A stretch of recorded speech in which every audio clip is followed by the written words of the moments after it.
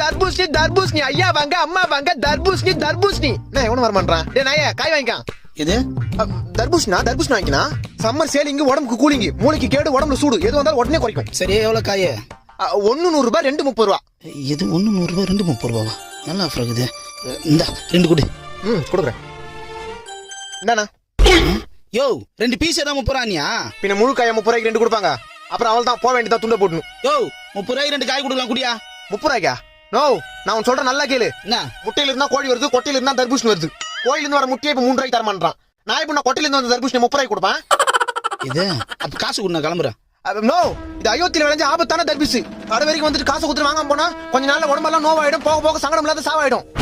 என்னப்பா சொல்ற? ஆமா இந்தப்பா நான் நம்பிட்டேன். இந்த ஒண்ணு கொடு. இந்தா 2 கிலோ வாங்கு. லூஸ் மாதிரி யோசிக்காம வீட்டுக்கு எடுத்து ஜூஸ் போட்டு குடி. சரிப்பா இன்னும் 2 காய் எக்ஸ்ட்ரா எடுத்துக்கலாம் போல இருக்குது.